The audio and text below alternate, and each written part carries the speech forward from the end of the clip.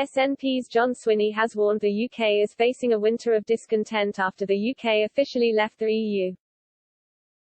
Scotland's Deputy First Minister claimed that Westminster isn't working, as many supermarkets are already experiencing shortages.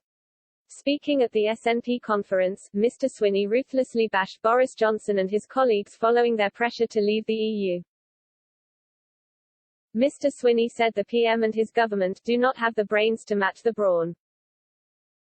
Mr. Swinney continued, despite the warnings, against the will of the people of Scotland, and in the grips of a pandemic, the Tories pressed ahead with the hardest of breaks. Boris Johnson once spoke of Brexit and the sunlit meadows beyond, but the reality he has delivered is food rotting in the fields because there is no one there to pick it.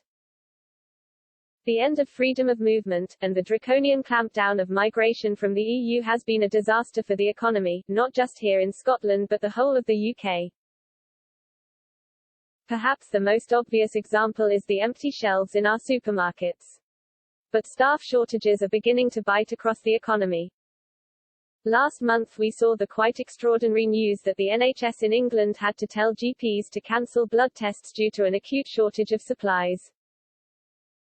While Mr. Johnson's spokesman has claimed that people will be able to enjoy a normal Christmas this year, fears of shortages are building. New figures reveal trade with the bloc took a significant hit in July, with exports £1.7 billion lower than in July 2018 and imports down £3 billion. Britain is on course to fall out of Germany's top 10 trading partners for the first time in 7 decades, according to data from the German government.